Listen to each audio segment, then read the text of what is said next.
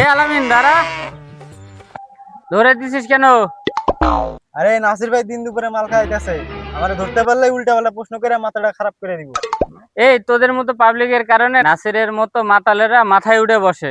ওদেরকে দেখলে কি পালাইতে হবে নাকি? ধুর, এই মালটার সামনে যে কেন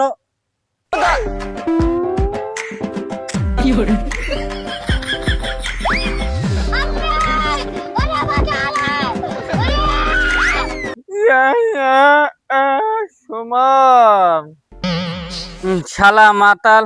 এই কি হয়েছে রে তোর? বলছি আমার পরে না কিছু প্রশ্ন আছে ভাই। আবার প্রশ্ন? কি প্রশ্ন বল শালা তোর?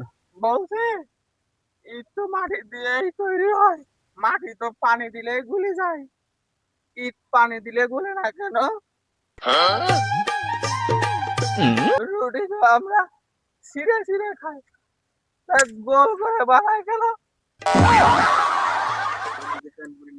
বলছি আমরা তো হেগে সব বের করেছি, তা কষ্ট করে খাই কেন?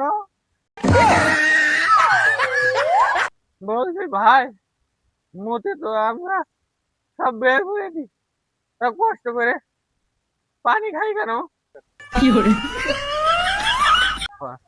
আর তুই তো কালো মদন, তুই তো ফসাবি না, তা কষ্ট করে ফের লাগলে মাখিস কে?